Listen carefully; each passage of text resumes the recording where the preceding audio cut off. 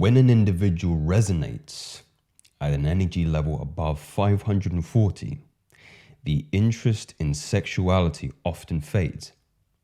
Not on any moral ground, but because interest in the physical body generally declines. This is from the book Levels of Energy by Frederick Dodson, which I believe should be talked about in the same vein as Letting Go by David Hawkins, and also the Pseudonium method. Why do I believe these books are some of the most potent books that you can ever read? Well, because you recognize, or once you come to this realization, that life is literally 90% of how you manage your emotions. Game's over. The game is over. Well, I shouldn't say over. You decrease the difficulty to very easy. In the moments we have the presence to recognize that, of course. I would never sit here and claim that I don't get those moments and challenges where things are a little bit more tenuous than other days. So what's the premise of this video? The premise of this video is twofold. The first is to recognize that manifestation, reality creation, is the end of what you wish in respects to SR, cultivating sexual energy. And the second is really to hone and impress upon you the truth that it is all in your energy. It is all in your emotion. And the reason why transurfing reality happens so quickly when you learn to tame your sexual reflex is from that passage that I just read you there. Meaning, when you oscillate at a certain vibrancy, you begin to become more attentive to spiritual, etherical, and non-earthly pursuits. The material becomes fairly transient in that they hold no meaning to you because you can see through the illusion of Maya. Maya the illusion. Maya of the tangible, the material, the surface level, the artificial, you might say. So how does one achieve this level of vibrancy? The first is to recognize that lust, guilt, apathy are all emotions that are associated with the sexual addiction, sexual perversion, promiscuity, and of earthly pleasures. I'm not saying that they are in and of themselves wrong. They serve as a fundamental lesson for us to learn, but they will keep you bound. It will keep you bound to a certain level. If you are to become a conscious creator, if you are to follow the teachings of Neville Goddard, which I so love to share with you on this channel, and I wish you would give me more positive feedback on those videos because they are the end goal, right?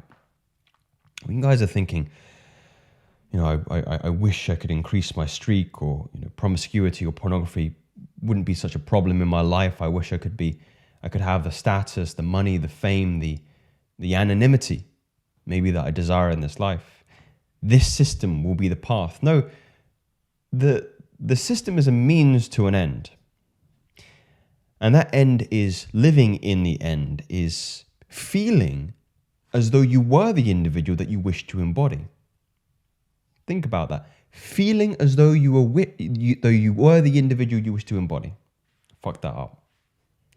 Feeling that you are the individual you wish to embody. You were consistent with his emotional and energetic vibrancy, which is typically going to be north of 540. Tremendous book, by the way. Tremendous. Highly encourage you read it. You get to a point where you recognize you can control emotional states.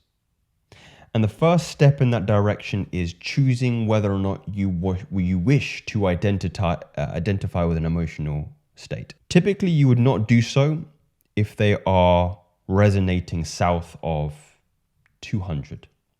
And these will be your grief, humiliation, guilt emotions. You don't want to identify with those. They happen, you experience them, but do not become guilty. Do not become humiliated. Experience and observe humiliation and guilt, but do not identify. Do not become the humiliated. Do not become the guilty. Do not become the apathetic.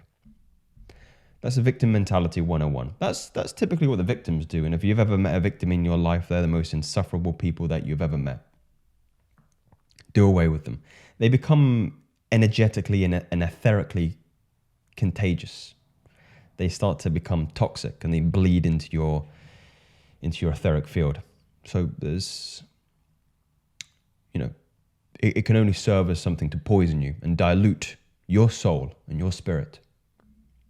They have their own karma to work out.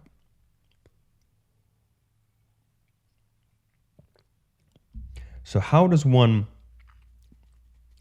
begin to instill a practice that allows them to let go of these emotions? Very, very important practice that I'll share with you right now. I'll share with you the Sidonia method.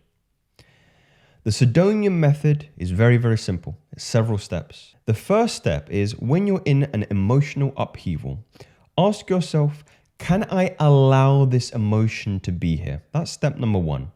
Can you allow this emotion to be here? Let's say your girlfriend cusses you out for some reason. Maybe you are late for dinner.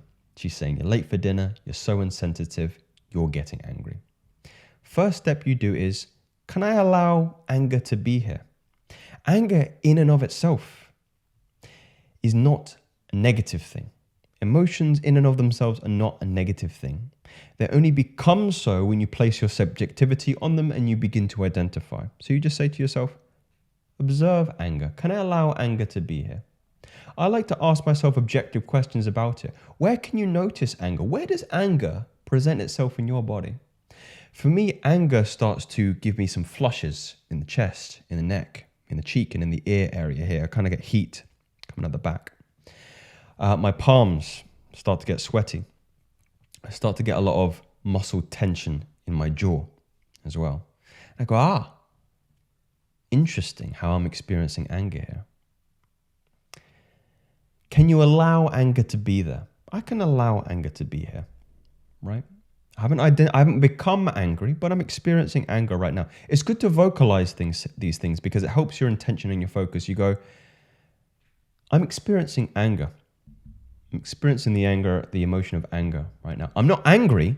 That's a different thing. But I'm experiencing symptoms of anger right now. Anger is here. Okay. The next question is, can you allow yourself to let anger go? Ask yourself this. Can I let go of these angry symptoms? Can I let go of the emotion of anger right now? And the answer might be no. It might be no. This is where the third step gets you. Gets me every time. Would you rather have anger or would you rather be free? Supplement anger for any negative emotion you want. Would you rather have lust or would you rather be free? Would you rather have depression or would you rather be free? If the answer is no, I'd rather have depression, the final answer is, when will you allow yourself to choose freedom despite the emotion? Do this in a meditative fashion. It's also good to practice deep breathing with this because you get into parasympathetic response and you change the perspective and the paradigm in which you're viewing the emotion. Once you do this, you will raise and rise up the scale that Hawkins denoted in his seminal work in Power versus Force, in Letting Go, in all of his work. And, some of his contemporaries here, Frederick Dodson, I'm forgetting the author of Sidonia. This is critical work. Life is how you manage your emotions.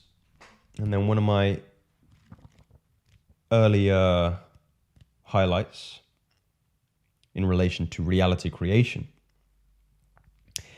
It is not really that you create reality, just like a television set does not create the channel it receives. It is more that you tune into a frequency. And you only do this by A, knowing the qualities and attributes of that frequency, and B, focusing attention and intention towards that reality. All realities are already created in infinite.